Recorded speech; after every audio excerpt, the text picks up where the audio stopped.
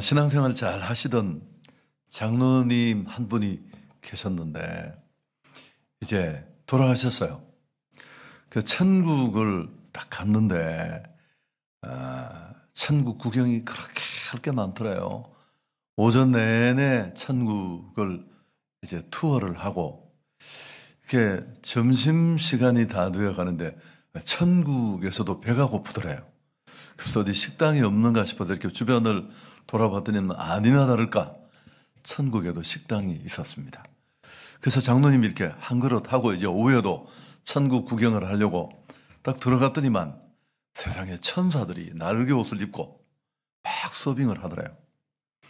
그 장로님이 한 15분을 기다렸는데도 자기 쪽은 쳐다도 안 보고 주문도 안 받고 물 한 잔 안 주고 은근히 화가 나잖아요. 그래서 참다 안 돼서 지나가는 천사 날개 옷을 딱 잡고 여보시오, 사람이 왔는데 무슨 주문을 받든지 뭘 해야 될 거 아니냐고. 그랬더니만 천사가 장로님을 딱 보고 그러더래요. 장로님이시죠? 맞다고 하니까 지금 우리가 이렇게 서빙하고 도와주는 분들은 다 평신도들입니다. 땅에 있는 동안 한 번도 대접받지 못하고 늘 섬기고 그래서 그 헌신을 기억하려고 우리가 서빙하는 건데 장로님은 땅에서 대접을 많이 받았기 때문에 여기서는 셀프입니다. 그래서 장로님이 그런가 싶어 생각하다가 가만히 생각하니까 좀 짜증도 나고 자기보다 한 100배는 더 대접받는 분이 계시잖아요. 목사님들. 그래서 혹시 목사님들은 어떻게 됐느냐고 물으니까 다 배달 나갔다 그러더라고요. 여러분 천국 가면 최 목사님이나 저는 철가방 신세를 면하기 어렵게 됐습니다.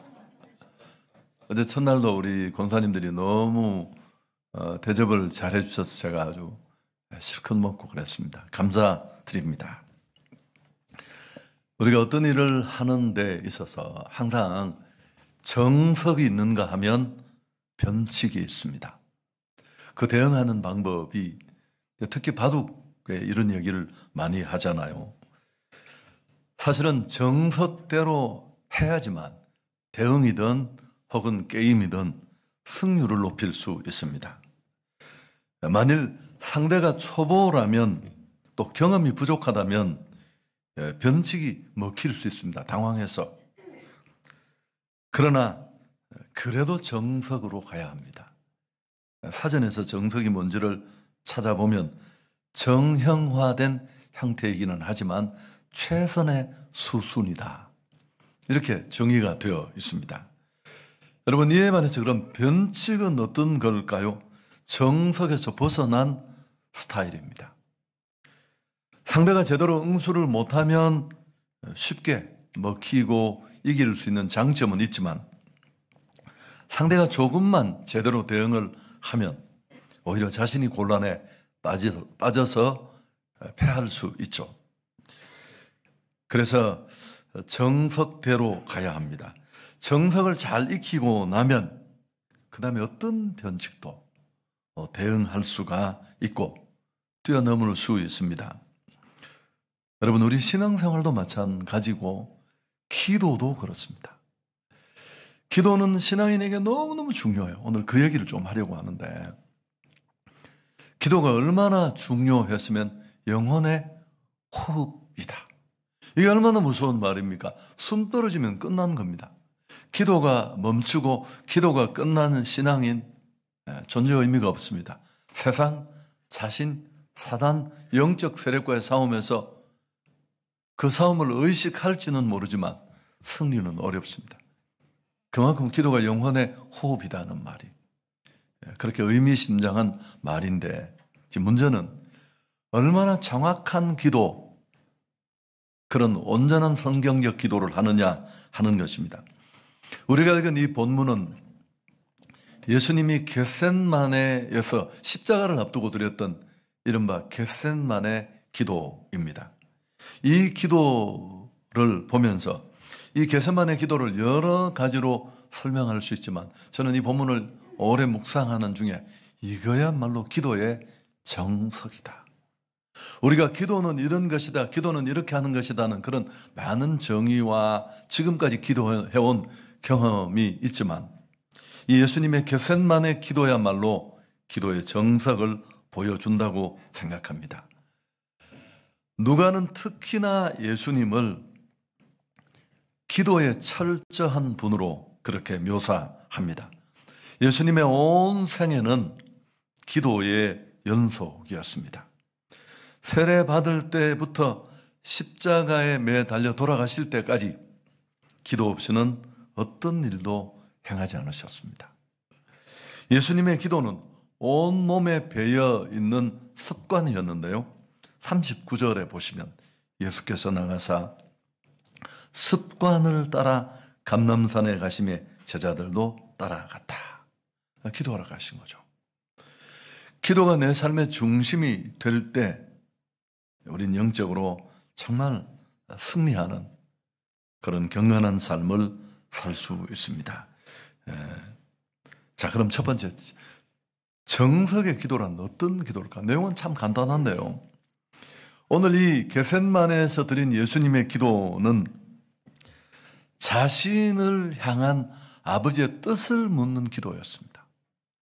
내가 무엇을 구한다는 요청의 기도가 아니라 그 요청을 뛰어넘어 실제로 예수님 자신을 향한 하나님의 뜻을 묻는 기도였습니다. 이게 기도의 정석의 기본인데 42절에 보시면 이르시되 아버지여 만일 아버지의 뜻이거든 이 잔을 내게로 옮기시옵소서. 그러나 내 원대로 마시옵고 아버지의 원대로 되기를 원하나이다. 자막 감사해요. 잘 나왔습니다.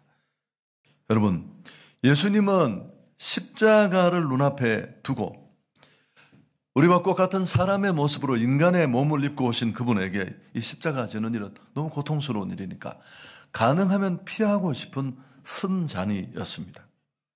그러나 예수님을 이 땅에 보내신 하나님의 뜻은 어떻습니까? 십자가를 지는 것이었습니다.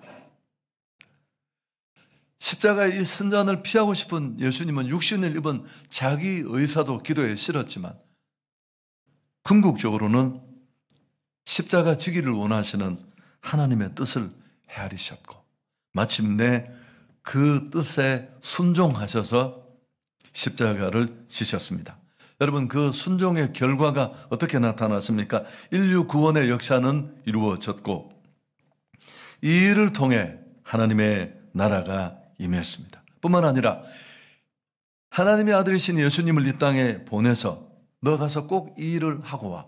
그게 사명이고 그게 비전이고 그게 존재의 이유인데 그 사명도 온전히 감당했습니다. 십자가 지실 때 성전 휘장이 찢어지고 다 이루었다. 예수님이 마지막 내에 뱉으신 이 말 테텔레스타이, 계산 끝났다 그런 뜻이라고 하잖아요. 그분은 모든 일을 한 건 아니지만 온 인류를 죄에서 구원하는 구속의 주로서의 사명을 십자가를 지심으로 온전히 이루어낸 이런 표현이 어떨지 모르지만 가장 성공적인 삶을 사신 분이시죠. 결국 이 일을 통해 이 순종을 통해 자기 생각을 뛰어넘는 하나님의 뜻을 이루어드리는 십자가 지시는 일을 통해 예수님은 존귀한 이름을 얻었습니다. 제가 자막을 좀 미리 보내드릴 텐데 한번 들어보시죠. 빌립보서 2장 9절 이하에 이런 내용이 나옵니다. 이름으로 십자가 지심으로 이름으로 하나님이 그를 지극히 높여 모든 이름 위에 뛰어난 이름을 주사 하늘에 있는 자들과 땅에 있는 자들과 땅 아래에 있는 자들로 모든 무릎을 예수의 이름에 꿇게 하시고 모든 입으로 예수 그리스도를 주라 시인하여 하나님 아버지께 영광을 돌리게 하셨느니라. 여러분, 이 십자가를 지시는 순종의 사건, 하나님의 뜻을 실행하는 일을 통해 그분은 온 인류의 우뚝 선 구속의 주가 되시고 만유의 주가 되셨습니다. 그리고 그 일을 통해 하나님 앞에 영광 돌렸습니다. 좀 지루하셨죠? 여러분, 우리의 관심이 하나님의 뜻에 있어야 하는 이유가 여기에 있습니다. 작은 나의 필요나 나의 요구, 나의 강청이 아니라 무엇보다도 우리도 이런 자리까지 나아가려면 정말 기도의 정석은 내 주장, 내 필요, 내 요구를 강청하는 정도가 아니라 뛰어넘어서 나를 향하신 하나님의 뜻, 그 뜻을 찾아 가기 싫은 길일지 모르지만 하고 싶지 않은 일일지 모르지만 이루어드리는 겁니다. 주기도문을 아시죠? 예수님이 가르쳐 주신 기도인데 그 주기도문에는 몇 가지의 청원이 나옵니다.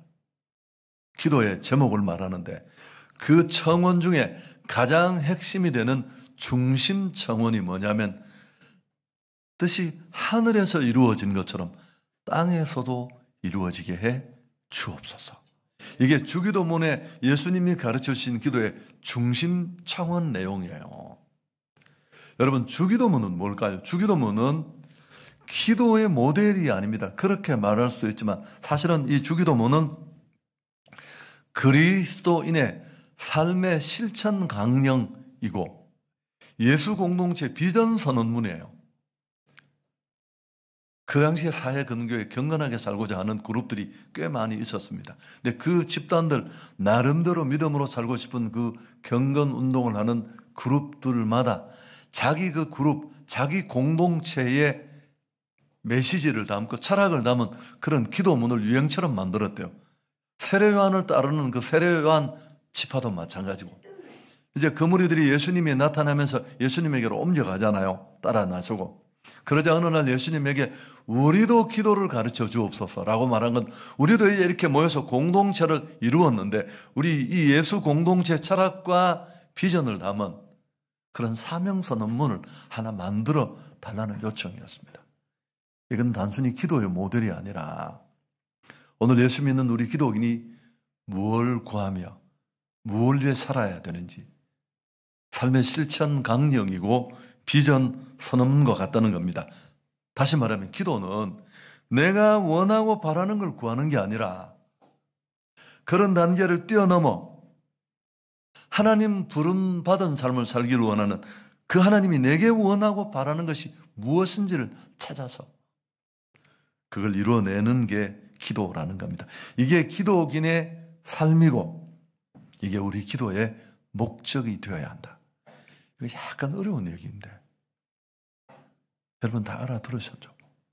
여러분 기도는 막 내가 뭐 필요한 거가 막 금식하고 막 입 새파랗게 진리가 땡가 물어가 주의소 막 해가 받아내고 이게 아니에요.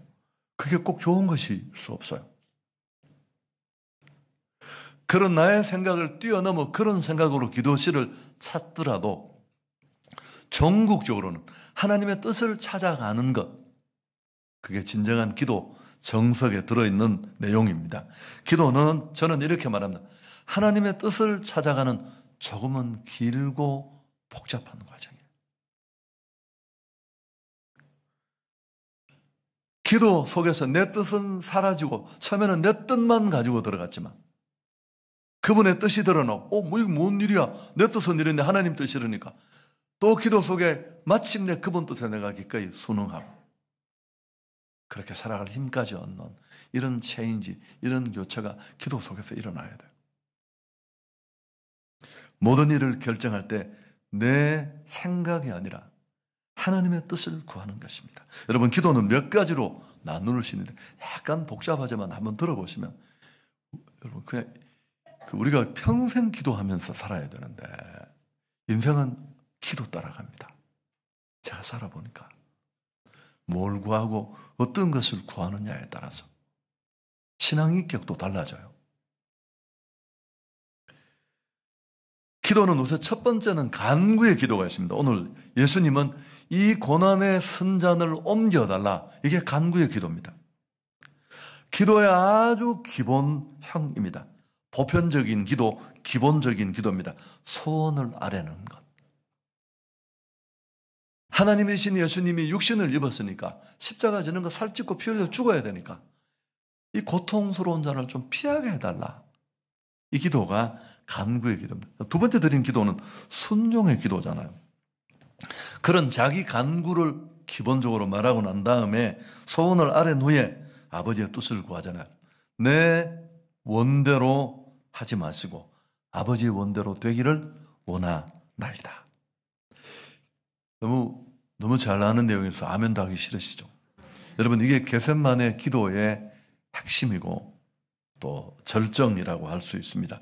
이 기도를 통해, 이 기도로 예수님은 피땀을 흘려 기도했습니다.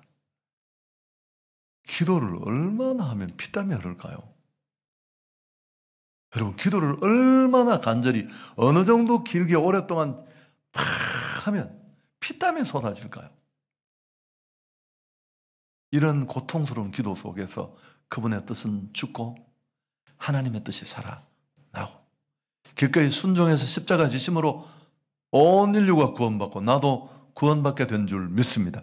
그분도 그 일을 통해 끝난 게 아니라 온 인류의 구주로 높이 자리매김하고 그 일을 통해 자신에게 주어진 사명을 완수하고 하나님이 영광 받으신 줄 믿습니다. 여러분, 기도는 독백이 아닙니다. 대화예요. 우리가 믿는 하나님은 살아계신 하나님이신 줄 믿습니다. 다른 이방 사신과는 달라요. 존재하지도 않아요. 그저 막연히 심리적으로 추앙하고 사모하고 관념적으로 바라보고 그런 게 아니라 우리 하나님은 살아계시고 기도를 들으시고 응답하시는 하나님이신 줄 믿습니다. 내가 아내하고 얘기를 하는데 나만 말하면 모놀로그 안에 기도는 대화예요. 내가 말하면 그분이 여보, 오늘 우리 저녁 같이 먹을까? 오늘 안 돼요. 동창 모임 있어요. 그럼 다음에 하지 뭐. 여러분, 그게 대화잖아요. 오늘 저녁 같이 먹자면 무조건 나와야 되나요? 그런 거 아니에요. 우리 기도가 그런 기도만 되면 뒤에 내가 케이스를 얘기하겠지만 여러분, 기도 안 하는 사람보다 엉터리 기도하는 사람이 훨씬 괴물이 됩니다.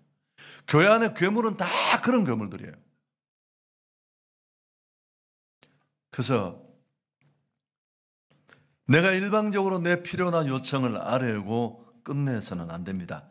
자신이 무엇을 하려고 애를 쓰고 막 땡깡을 놓고 그것을 이루기 위해서 하나님께 간구하기보다는 그렇게 출발했더라도 마침내 기도 속에서 하나님의 뜻이 드러나고 당혹스러운 과정을 넘어서서 그 뜻을 이루게 되고 기꺼이 순종하게 되고 이런 기도를 좀 재미있게 표현하면 다르게 경청의 기도라고, 듣는 기도이죠. 이 경청의 기도는 그 저면에 어떤 걸 전제하고 있을까요? 순종을 전제하고 있습니다. 당신의 큰 뜻을 알면 내 작은 뜻은 포기하고 그 뜻을 따라가겠습니다.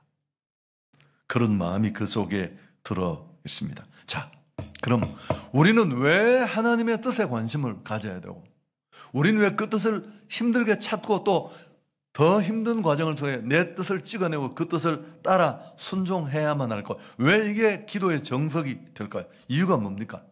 여러분, 불편하지만 한 번만 따라 하겠습니까? 하나님의 뜻대로 되는 것이 제일 잘 되는 것이다. 그분은 나보다 나를 더 잘하시고요. 나를 만드셨기 때문에 내가 어떤 자리에 어떤 모습으로 서 있지 가장 의미 있고 빛나게 사는지를 아세요. 그리고 우리는 길을 몰라요. 로마서 8장 26절에 이런 게 있습니다. 이와 같이 성령도 우리 연약함을 도우시나니 우리는 마땅히 기도할 바를 알지 못한다. 이게 우리 수준입니다. 우리는 기도를 해야 된다고 생각해서 기도를 하는데도 어떤 기도를 해야 되는지를 몰라요. 성령이 이끌어 주셔야 되지만 여러분, 하나님의 뜻이 온전히 이루어지려면 어떻게 해야 될까요? 기도해야 합니다. 근데 그 기도는 깊은 기도여야 돼요. 이런 실제적인 교체가 일어날 수 있도록 상당한 기도의 시간을 가지고 있어야 돼요. 제가 저희 교회 성도님 한 번 기도를 우연히 듣게 됐는데 왜냐하면 저희가 다 얘기하니까 내가 안 들을 수가 있는. 그분 딱 27분에서 30분 사이를 하는데 내가 다 외워요. 하도 많이 들어서. 인면수심에 찬 인간들이 도로를 가득히 메고 이러면서 쫙 제가 딱 하고 그냥 가요. 직장으로. 너무너무 귀한 일이죠. 하루도 안 빠지고. 그러나 아니에요. 거기 무슨 대화가 있습니까? 거기 무슨 자기 의사를 내려놓는 교체가 어디 있습니까? 지하고 싶은 이야기 다 퍼붓고 간 거지. 자, 내가 아침에 출근을 하면서 오늘 왜 이런 예를 우리 와이프가 어제 표정이 별로 안 좋아. 뭔가 나한테 불만이 있는 것 같아. 그래서 내가 문 앞에서 신발 신다가 와이프를 불러가, 당신 꼬라지가 그게 뭐야 말이야. 그게 아니고 막 내가 내 할 이야기를 15분 동안 퍼붓고 출근을 했습니다. 우리 와이프 마음이 풀렸을까요? 안 풀렸을까? 아니, 둘의 상황이 나아졌을까요? 나빠졌을까요? 뿔따고 훨씬 무슨 놈이 말이야 나가면서 정신 없어가지고 막 저 혼자 퍼붓고는 똑바로 해! 그러고 갔다 오칩시다. 그건 차라리 그냥 가는 게 나아요. 싱크대 앞에 입이 붙었다 떨어졌더라도 참고로 저 와이프는 삐치고 이런 건 절대 없어요. 감정이 완벽하게 조절되는 사람이어서 그런 게 없는데, 그래서 여러분 제가 좀 치사한 예지만 똑같다는 거예요. 하나님은 살아계시고 우리를 향한 뜻이 있는데 우리가 어떻게 살면 잘 산다는 걸 알고 계신데, 아니 돌 붙여야 그냥 무슨 얘기를 하면 무슨 상관이 있어요. 여러분 그런 거 아시죠? 어떤 분이 가다가 보니까 스님 한 분이 기도를 하고 있길래, 그래서 물었더니 막 100일 기도를 중이더래. 그래서 그분이 물을 때 누구한테 기도하냐고 물으니까 스님이 주지 스님한테 물어봐야 되겠다 그러더래. 더 놀라운 건 주지 스님도 모르고 있다는 사실이에요. 여러분 물어보시오. 불교가 얼마나 허군지를 모르는, 기도 대상이 누구예요? 석가모님 죽었어요. 누구한테 기도를 한다는 거예요? 이게 제가 다른 종교를 공격하려고 한 얘기가 아니라 또 오늘 왜 이런 이야기를 했는지, 여러분 하나님의 뜻이 온전히 내 삶에 드러나려면, 그래야 나를 뛰어넘는 삶, 하나님이 보여주는 간정 있는 삶이 내 삶이 될 수 있는데, 그러려면 기도에 힘써야 합니다. 기도가 적거나 치열하지 않으려면, 하나님이신 이 예수님이 피땀을 막 흘리면서 그 치열함으로 직면하고 기도해서 마침내 자기 뜻을 꺾고 하나님의 뜻을 이루었던 겁니다. 저는 이런 표현을 해요. 기도 안 하는 마귀보다 기도 적게 하는 마귀가 더 무서워요. 기도 안 하는 마귀는 지가 기도 안 한 줄 알고 있잖아요. 이렇게 어설프게 기도하는 사람은 이상한 쪽으로 가고, 뒤에 설명하겠습니다. 성령의 인도가 아니라 기도했다는 착각, 그 기도한 대로 끌려가는 더 문제 있는 모습으로 남습니다.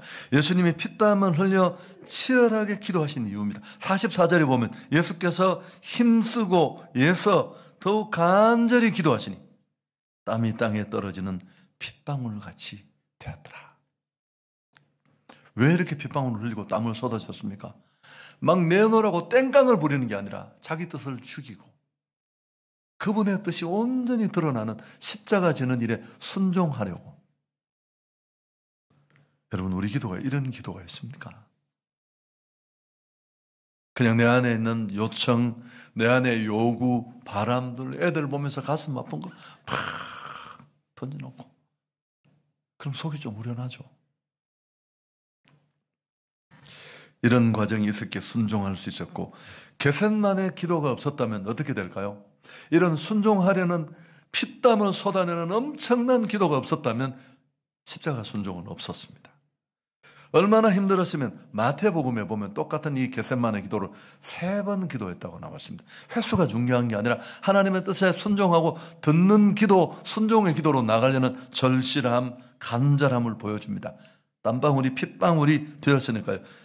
기도할 때 그때 하늘로부터 사자가 나타나 도와주었습니다. 순종할 수 있도록. 여러분, 이렇게 기도해야 되는 이유가 뭘까요? 좀 복잡해지는데, 그래도 이런 복잡한 얘기도 들어주셔야 돼요. 우리 신앙이 그렇게 단순하지 않으니까요. 여러분, 왜 이렇게 기도해야 되느냐? 왜 하나님의 뜻을 찾고 내 뜻을 죽이는 기도를 해야 하고, 그게 진짜 기도의 정석이냐? 라고 말씀드릴 수 있느냐 하면, 그래야 시험에 들지 않습니다. 오늘 이 본문은 구조가 감사기 구조로 되어 있어요. 담요로 똘똘 말고 샌드위치 속에 집어넣듯이 제일 앞과 끝 쪽에 두 가지 중요한 게 있고 안에 내용이 들었습니다. 40절, 46절. 시작이 40절이고 46절인데 39절은 배경이고요. 여러분, 이 40절과 46절 첫 절과 마지막 절에 이런 기도를 해야 되는 이유를 40절에도 앞에도 말하고 김밥 말듯이 제일 46절 끝에도 또 여기 40절 보십시오. 그곳에 이르러 그들에게 이르시되 유혹에 빠지지 않게 기도하라. 46절 이르시되 어찌하여 자느냐 시험에 들지 않게 깨어게. 똑같은 내용인데 기도가 없으면 어떻게 될까요? 막 살게 되고 또 다윗도 기도가 무너졌을 때 삶이 엉망이 되고 그 막강한 힘을 가진 삼손이 사고칠 때 기도가 없습니다. 한 것도 없어요. 그가 한 기도는 마지막에 눈 뽑히고 머리 잘리고 기독묘를 낸 그 직전에 마지막 기도밖에 없어요. 여러분, 그런데 오늘 이 본문의 표현, 이 표현은 참 기도하지 않으면 시험에 빠진다. 이 시험이 어떤 시험일까요? 여기서 말하는 유혹과 시험은 하나님의 뜻을 왜곡시키는 걸 말해요. 여러분, 기도의 가장 핵심은 하나님의 뜻이 하늘에서 완벽하게 이루어진 것처럼 이 땅에서 어떤 이유 때문에 하나님의 뜻이 왜곡되거나 굴절되거나 훼손되지 않고 그 뜻이 온전히 살아나게 하는 게 기도의 핵심이고 기도의 정석인데 우리가 기도를 슬쩍 자기 것만 던지고 가는 이런 함량 미달의 기도는 나는 기도했다는 의식은 내 머릿속에 남아있지만 결국은 하나님의 뜻을 왜곡시키고 굴절시키는 것. 이게 이 성경이 말하는 시험이고 이게 유혹입니다. 하나님의 뜻은 온데가 없고 내 뜻만 남는 것, 관철되는 것. 이게 마귀의 사실은 가장 큰 전략 중에 하나입니다. 주기도문에 하나님의 뜻이 하늘에서 이루어진 것 같이 땅에서도 이루어지게 해 주옵소서라는 이 말은 하나님의 나라가 사단에 의해서 좌절되는 것, 그게 바로 시험인데 이걸 이길 수 있도록 기도해 달라. 그게 이 중심청원에 있는 내용입니다. 시험에 들지 않게 껴있어 기도하라. 근데 이걸 엉성하게 아는 분들, 시험이 없게 해 주옵소서. 이렇게 기도하면 될까요? 안 될까요? 시험이 없는 곳이 어디 있을까요? 천국. 오늘 돌아가시면 돼요. 아무 문제가 없이 깔끔합니다. 묘지에 풀 깎는 문제가 있는데 그것도 누가 깎겠죠? 여러분, 그렇게 기도하는 게 시험은 있지만 시험에 들지. 교회 건축하면서 난리가 났어요. 그래서 정말 고마운 건 성도들이 막 체인을 연결해서 계속 금식하고 철야하고 막 금식하다가 여름에 쓰러지고. 여러분, 이 강력한 기도의 스크람이 시험은 있었지만 그 시험에 들지 않았다는 거죠. 시험을 이기게 된 줄 믿습니다. 여러분, 제가 너무 힘들어서 어느 날 새벽에 하나님 앞에 나가서 화가 나가지고 하나님, 이게 뭡니까? 내가 지도자로서 정말 약한 부분을 많지만 내가 뭘 얼마나 잘못했는데 이렇게 도둑놈으로 몰려서 이게 뭡니까? 애들 잠도 못 자고. 그러니까 하나님이 제 마음에, 야, 지금까지 이 땅을 100억에 매입하고 땅을 100억 주고 샀는데요. 딱 첫 삽을 뜨니까 그 땅 밑에서 폐기물이 3억 원어치가 나왔어요. 땅을 파신 분이 저하고 1대1로 결판을 내서 110억을 달라는 걸 제가 110억은 못 사는 금액이다. 누가 뛰어나는 걸 깎으니까 지가 2억을 더 깎아주겠대요. 더 깎아준다고 하면서 특약사항을 넣어달래요. 이후에 다른 거 말하지 않기다. 그게 문제가 있었어요. 그게 이제 송학제지라는 제지회사 3공장을 저희가 7,250평을 산 거예요. 그 98억을 깎아주면서 특약상에 그걸 넣었는데 땅을 딱 파니까 그 종이 폐기물 막 3억이 나온 거예요. 온 대한민국에 소문 다 났습니다. 도농 목사가 까불다가 땅을 잘못 샀는데 폐기물이 나와가 쫓겨나기 직전인데 아버지가 부자라서 물어줬단다. 우리 아버님 돌아가시고 계시지도 않는데. 그래서 서울 가 있는 저자가 저한테 전화해서 목사님 기도원에 계시냐고. 내가 왜 기도원에 있는데? 그래서 내가 그분이 누군지 모르겠는데 참 감사하다고 내게 마음을 보여줘서. 우리는 고문 변호사가 있어요. 저는 아예 고문 변호사를 두고 시작했었어요. 고문 변호사를 딱 찾아가니까 무슨 신경 쓸 필요 없다. 그런 주요 사실은 반드시 공표를 해야 되고, 내용증명법 보내니까 바로 돈 3억 보냈더라고. 그래서 여러분, 이건 일도 아니에요. 내가 살 수가 없는 일이 천지 삐까리 새버렸는데. 그래서 내가 그러니까 하나님이 그런 거예요. 이 일을 여기까지 시작한 게 누구냐? 하나님이시죠. 지금까지 그 어려움 속에 진행시킨 게 누구냐? 하나님이시죠. 내가 시작했고, 내가 여기까지 했고, 내가 이룰 것이다. 너 맨날 설교할 때마다 하나님의 뜻이 어떻고, 절대적 신앙을 가지고, 절대적 신앙은 온 세상이 나를 돌아 앉아서 배반해도 하나님 한 분 바라보면서 칼끝 같은 신앙으로 나오고, 너 말은 참 잘하더라, 침 튀기면서. 지금 네가 바로 그걸 보여야 될 때다. 네가 큰 꿈과 큰 비전을 꾸고 이런 교회를 건축하는데, 너나 네 교회가 이런 축복을 받을 믿음이 있다고 생각? 아니요. 그 믿음을 보여라.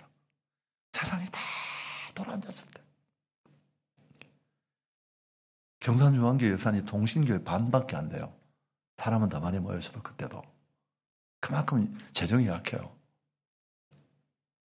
여러분, 그런 와중에, 그러면서 하나님이, 거기는 교회 못 지었잖아요. 권성성 목사님 거기 5번을 다녀갔어요. 밤에 몰래. 그러니까 얼마나 어려움이 많았겠어요. 그러면서 하나님이 저보고 뭐라고 하신 줄 압니까? 네가 힘이 든다는 것. 자, 정말 성경에 적고 네가 힘이 든다는 건 제대로 하고 있다는 뜻이다. 300km 역기를 들었는데 어떻게 다리가 떨리지 않고 어떻게 땀이 나지 않겠느냐? 그럼 그건 스티로폼이지. 여러분, 그런 느낌, 음성을 들었다고 제가 별로 도움 안 됐는데요. 그래서 제가 다음 주 설교하면서 요대로 얘기를 다 했습니다. 수 없는 마귀가 이 하나님의 일을 방해하지만 이 일을 시작하신 그분이 이루실 것입니다. 그 선언대로 다. 도목사가 교회를 지으면 손에 장을 지지겠다는 분이 몇 분 계셨는데, 입당식 하는 날 제가 장국을 들고 올라가서 오늘 장 한번 지집시다 우리. 그러려고 하려고 하다가 안 했습니다. 안 했는데, 여러분, 기도는 시험을 이기게 합니다. 그리고 기도는 반드시 응답되고요. 자, 모든 인생에는 목적이 있습니다. 목적 없이 태어나는 존재는 세상에 아무것도 없고요. 세상에 존재하는 모든 것들은 목적대로 존재할 때 의미도 있고 가치도 있습니다. 우리 인생도 마찬가지입니다. 얼마나 높으냐, 부자냐, 연봉이 얼마냐, 그런 건 중요하지 않습니다. 내가 존재하는 내 원래 목적대로 살고 있느냐가 중요한데, 근데 나의 목적은 내가 정하는 게 아니라 나를 존재케 하신 하나님이 정하는 거예요. 정말 잘 사는 사람이 되려면 내 뜻대로 막 살아서는 안 돼요. 문제 일으키면 와서 사후 약방문으로 도와달라고 요청하는 건 옳은 기도가 아니에요. 매일매일 내 뜻을 멈추고 깊은 기도 속에 그분의 뜻과 만나고 그 뜻을 찾아가는 고통스러운 시간을 끼치면서 기다리고 마침내 그 뜻을 사역과 삶 속에 이루어내고. 근데 우리의 문제가 뭐냐면 우리는 하나님의 뜻을 싫어합니다. 내 뜻대로 살고 싶어요. 죄성을 가진 인간은 내 쪼대로 살고 싶어요. 콩만한 애도. 제가 우리 아들 멋있게 드리면 발을 요렇게 꼬고 딱 누워가지고 자기 피곤하대요. 6살 때 다 참 기가 막혀서.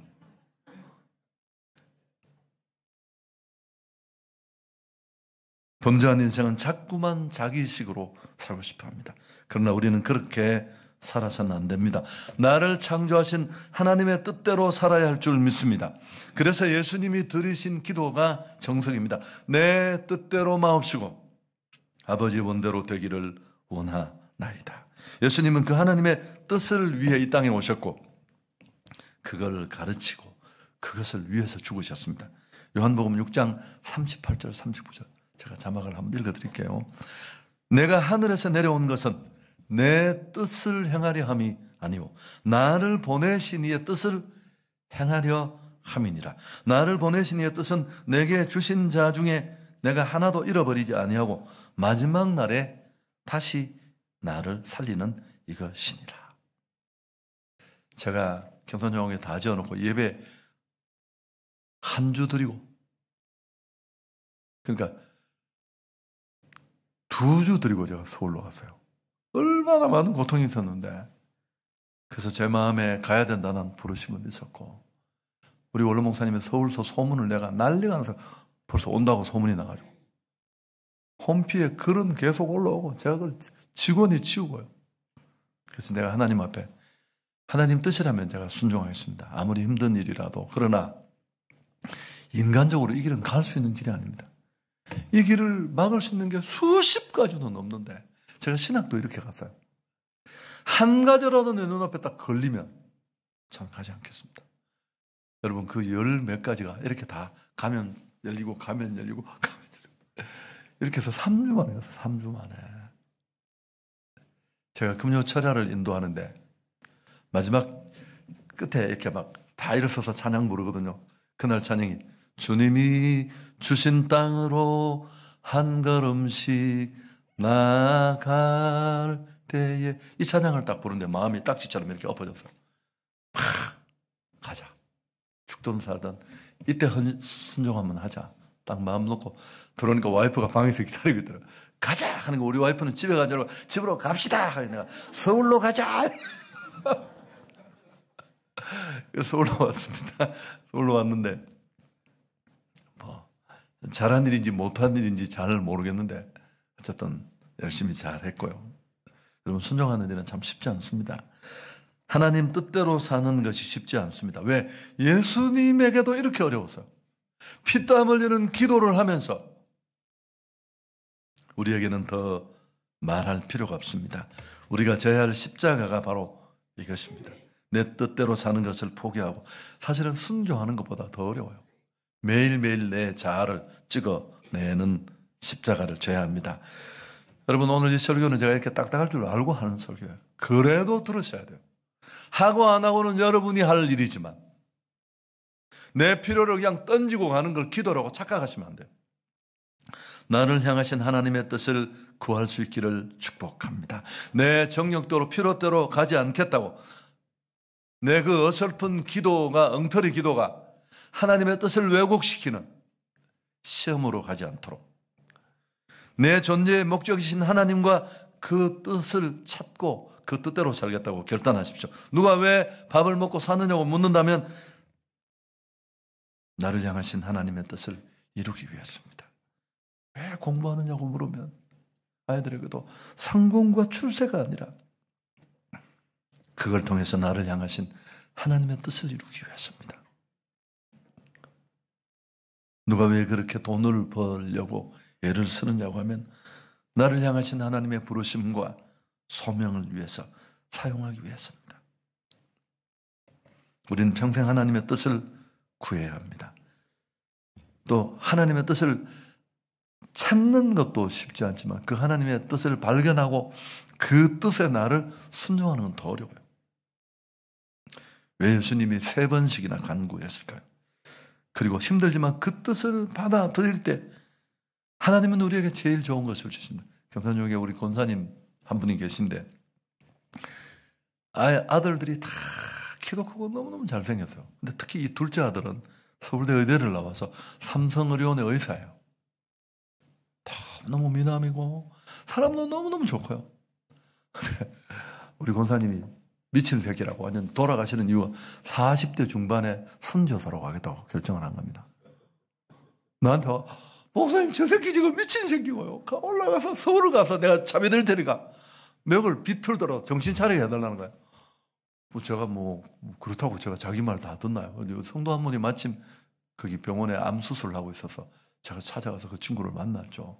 만났더니 이 친구가 저한테 뭐, 자기가 서울대학을 간 것도, 의대를 간 것도 선교사를 하려고 갔다는 거야. 하나님 뜻대로 하려고. 정말 최고의 의사 때 자기가 헌신하겠다고. 자기 너무너무 즐겁게 하는 일인데, 원래부터 그렇게 맞춰서 어머니가 저러시니까 자기 미치겠다는 거야. 그렇다고 내가 어머니 말 듣겠냐는 거야. 제가 설득을 내가 나도 선교사로 갈 뻔했습니다. 내가 돌아와가지고, 아니, 그 얼굴에 행복이 가득히 걸려있는데, 내가 우리 권사님을 설득했습니다. 여러분, 아주 어릴 때부터 은혜를 받아서 공부한 것도 그래서 했고, 서울대 의대를 그래서 갔고, 아니, 그런데 그 친구가 거기 있겠습니까? 우리 권사님 아무리 돌아가시려고 그래도.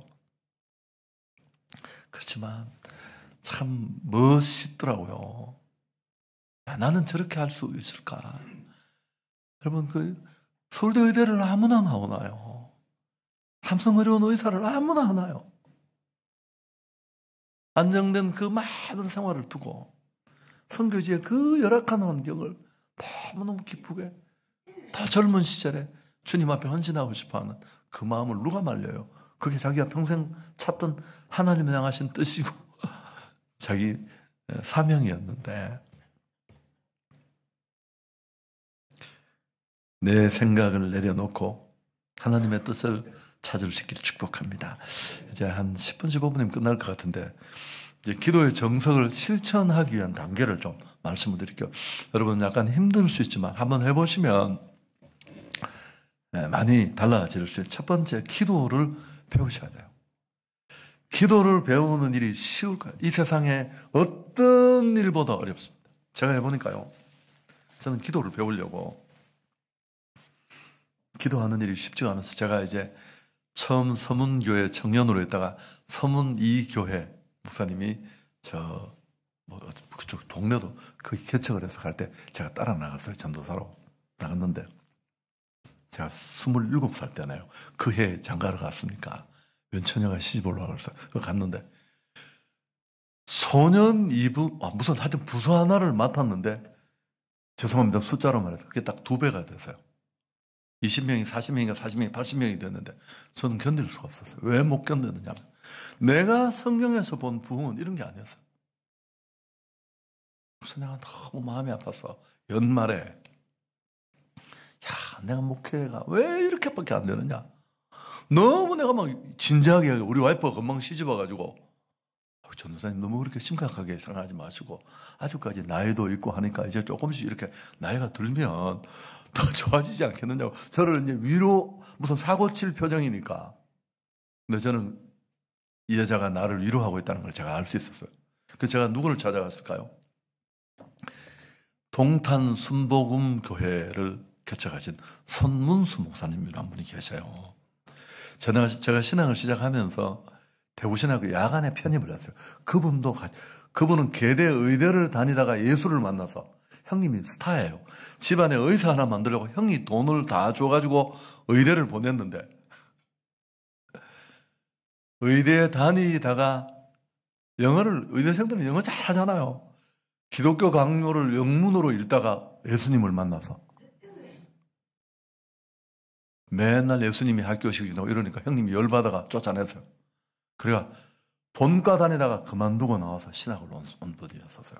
저보다 나이가 좀 많으신데 이분은 그러다가 우리 교단을 뛰쳐나와서 백파에 갔다가 순복음 영산신학원을 마치고 오살리 기도원에 교육자로 있었어요. 저하고 만나면 맨날 싸워요. 그 싸우는 이유가 뭐냐면 그분하고 내하고 신학적 견해가 좀 다르니까 제가 또 절대 양보 안 하니까 둘이 막 팍팍 맨날 하고 하는데 그래도 형이 참 좋은 형이어서 여러분 양해하고 들으십시오. 옛날 이야기니까. 그 조영기 목사님은 그때 제가 책 다 읽었고요. 상상할 수 없는 분이었어요. 가까이 가보면 사람으로 분류하기는 참 힘든 사람이다. 제가 생각하기는. 그래서 내가 형님, 그 조영기 목사님 만나면 좀 물어보지 내가. 그러니까 내가 조영기 목사님 만나면 뭘 물어보느냐는 거야. 어떻게 하면 그렇게 부흥을 하는지. 자기 잘 모르겠대요. 아니 그것도 모르면 그거 왜 다니냐고 내가. 막 이렇게 쪼아붙이니까 이제 사모님이 아기를 넣으러 가셨어요. 갔는데 제가 집에 가서 하룻밤을 자면서 또 이야기를 계속 쪼르니까 이분이 너무너무 답답해가지고, 여러분, 영산신학원에서 그 전 세계 목회자들을 모아서 하는 목회자 세미나가 있어요.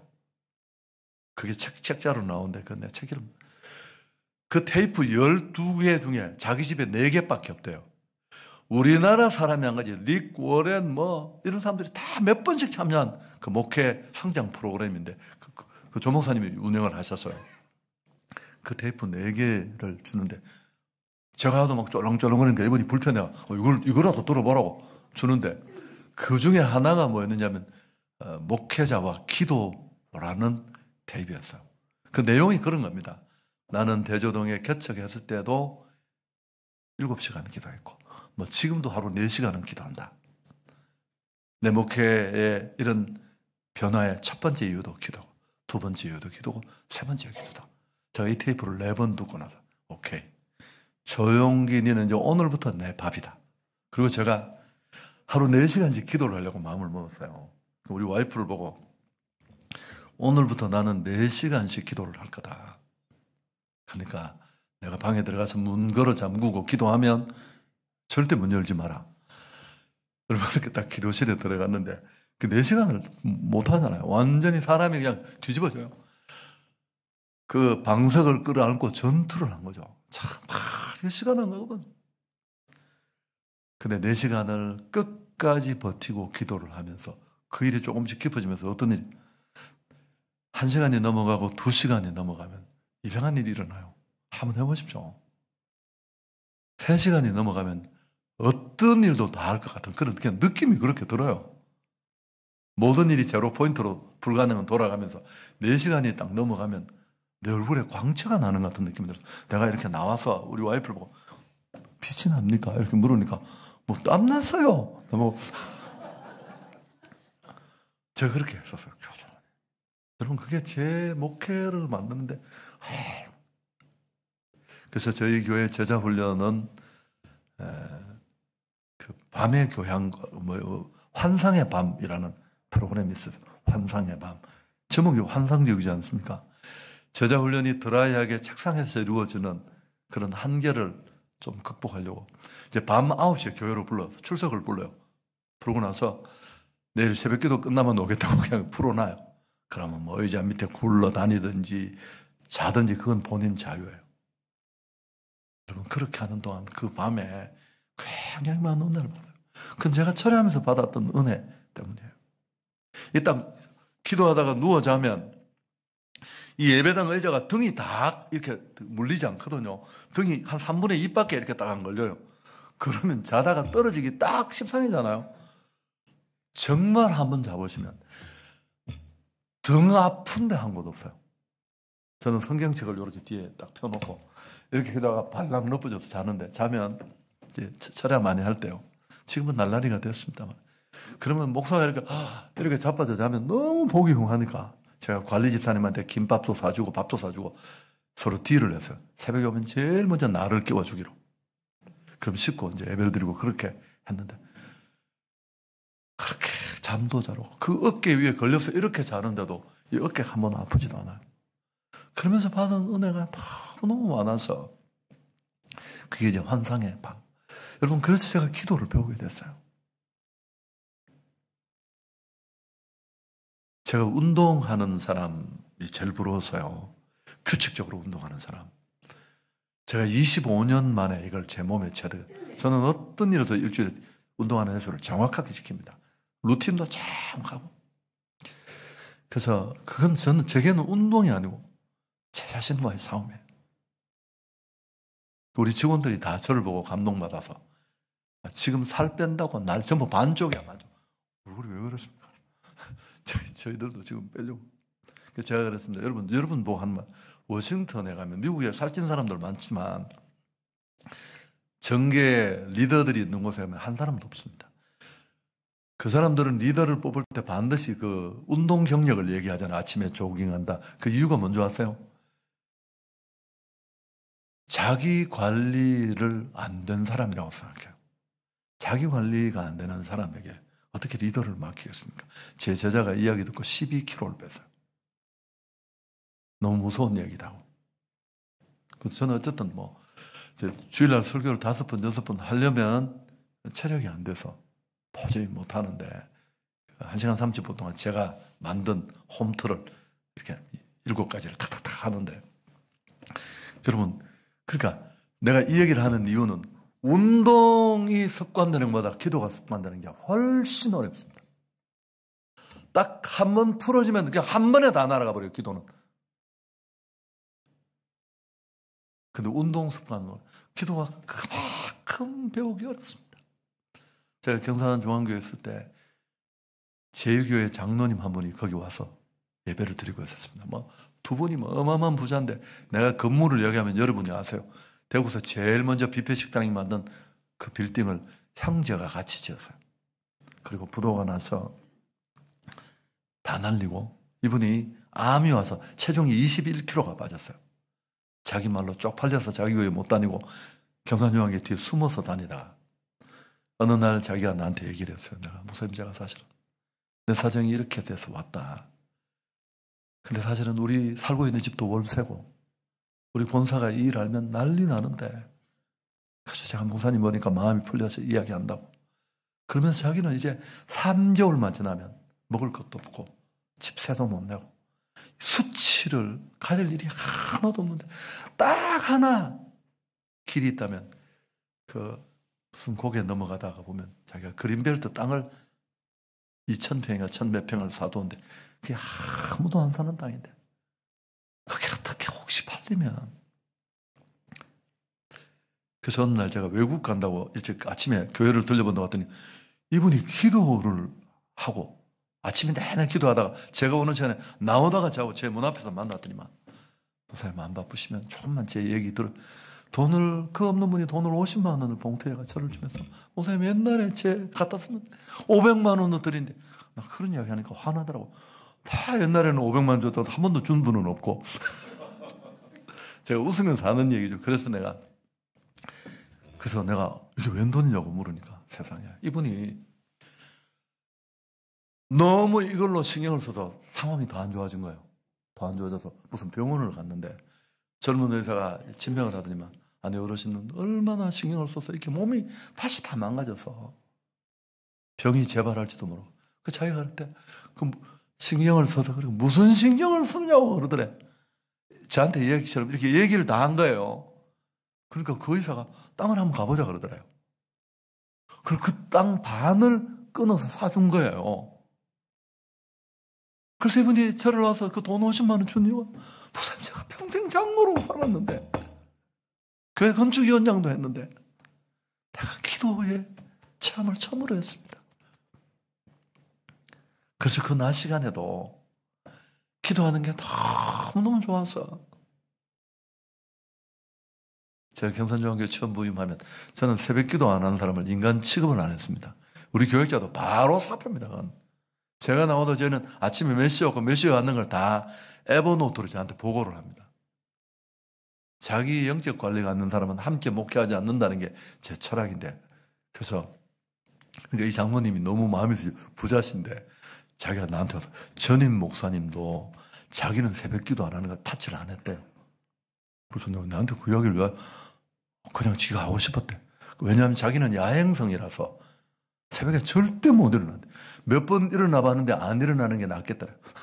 아무것도 안 돼서. 무슨 알겠다고요. 그리고 마쳤는데, 어느 날 새벽에 제가 아파트에서 차를 운전해서 이렇게 가는데, 웬 인간 하나가 지 머리통보다 더 큰 낚시 가방을 한겨울에 메고 가다가 보니까 그분이에요. 그래서 내가 또 장난기가, 유리창장님 어디 가십니까? 하니까, 새벽에 일어나면 죽는다는 인간이 학꽁치 잡으러 간대. 그래서 내가, 많이 잡고 오세요. 참 기가 막혀서.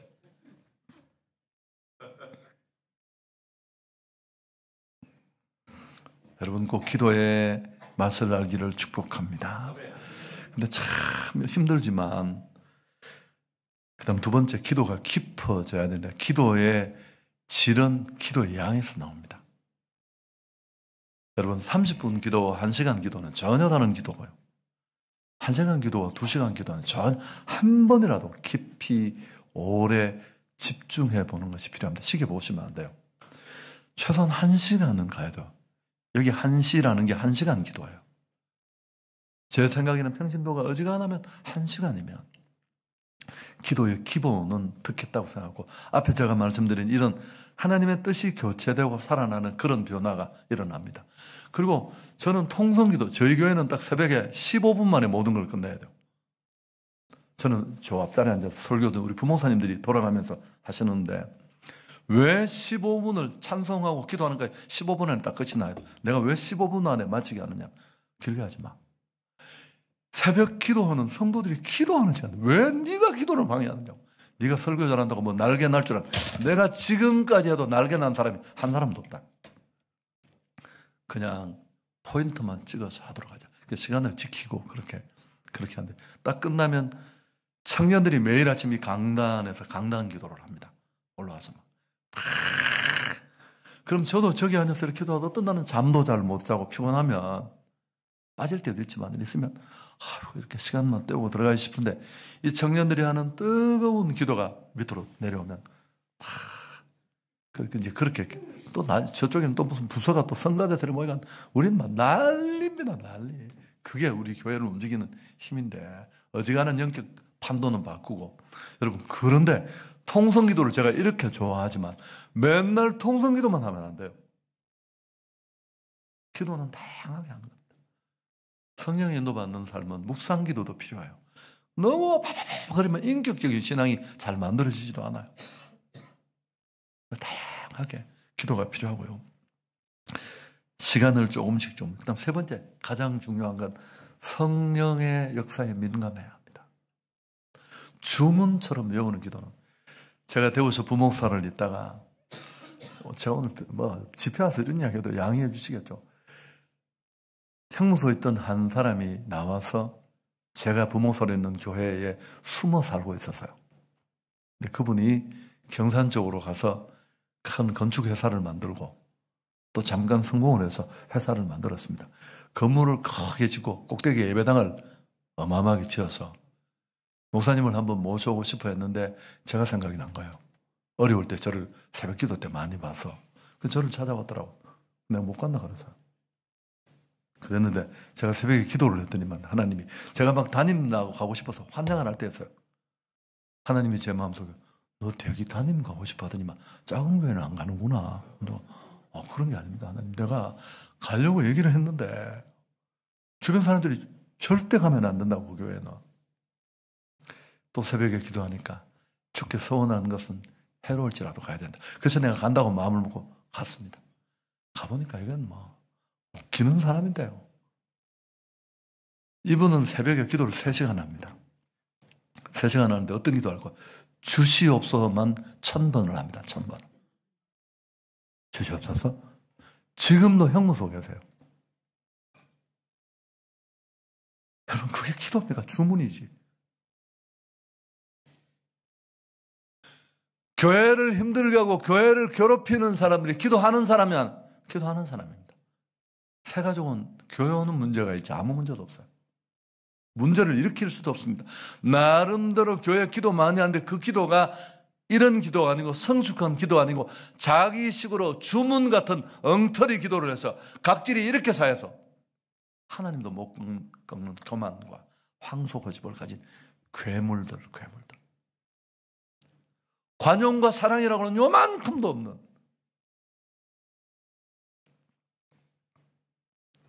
그래서 우리는 정말 주님 닮아가는, 저는 예배도 기도도, 예배를 마치고 기도를 마치고 나면 하나님을 향한 사랑도 커지고 형제 자매를 바라보는 마음도 더 커지고, 꼭 여러분 안에 그런 변화가 있기를 바랍니다. 그리고 이제 신앙이 조금씩 깊어지면 성령의 음성을 듣는 법도, 이 말은 좀 이상하게 들을 수 있는데 우리 신학에서는 이런 걸 용납하지 않습니다만은, 이제 성령의 음성 듣는 걸 어떤 분이 사진을 찍는 작가인데, 선한 목적의 목사님 교회 성도 모양이에요. 이분이 코스타 집회에서 했던 얘기를 유기성 목사가 설교 중에 하던데 참 여기 멋있더라고요. 이제 이분이 성령의 하나님의 음성을 듣고 하나님의 뜻을 깨우치는 게 어떤가라고 얘기를 했느냐면, 무슨 신비로운 음성을 듣는 게 아니고 자기가 사진을 찍어서 막 작업을 한다고 온 방에 다 흩어놨는데, 그렇잖아요. 그런데 아내가 이제 딱 와보니까 신랑이라는 인간이 막 온 집을 쓰레기통으로 만들어 놓으니까 너무 기가 막혀서 와서 참 콧방귀를 끼고 나간 거예요. 그때 이 친구는 아내의 음성을 들었다는 건데, 아유 인간아 좀 치우고 가지 인간아, 그 소리를 들었다는 거예요. 여러분 이게 이해가 되시죠? 참, 그러니까 그게 하나님 음성이라는 거죠. 기도하고 그분의 뜻을 찾는 영적인 예민함이 있으면 여러분, 이건 정말 중요한 얘기예요. 그 감이 있습니다. 아, 하나님이 이를 싫어하시는구나. 아, 이건 멈추어야 되겠구나. 고쳐야 되겠구나. 그래서 여러분, 저는 부흥회를 이렇게 하는데, 제가 저쯤에 그때 앉았었어요. 근데 강사 목사님이 하는 설교와는 또 다른 내용이 제 마음에 막 들리기 시작했어요. 그 제가 제 앞에서 막 울었어요. 여러분, 그 일 이후에 많은 것들이 바뀌었고, 그래서 하나님은 어떤 방법으로든지 우리를 깨우치고 말씀하시고 고치고, 이런 것들은 인도를 받는 경험, 또 영적 예민함, 이런 것들이 꼭 필요합니다. 도움이 됐으면 좋겠습니다. 여러분 꼭 막 내 뜻을 찾는 기도에서 한 단계 더 나아가서 깊은 기도 속에 예수님의 겟셋만의 기도가 그랬듯이 우리의 뜻은 죽고, 이 새벽에 1000번씩 주시옵소서 하는 분이 제 멱살을 잡아서 제가 목에 핏줄을 다 세서 쫓겨났습니다. 쫓겨났는데 그 쫓겨난 날이 제 5살 어린 여동생이 시집 간다고 함이 오는 날이었어요. 제가 손수건을 가리고 손님들을 다 맞고 밤 11시가 넘어서 아내에게 이야기를 했습니다. 그리고 제가 조암산에 올라가서 그 비닐봉지, 하도 추워서 비닐봉지를 뒤집어 쓰고 기도하면 또 달걀 귀신 같거든요. 하얀 입김이 그 비닐봉지에서가 하나님, 내가 뭘 잘못했다고. 그래서 하나님이 그러시, 내 마음에, 야 임마 네가 얼마나 거친 놈인 줄 아느냐. 내가 너를 광낼 때 같으면 너를 보드라운 데 문질렀겠지.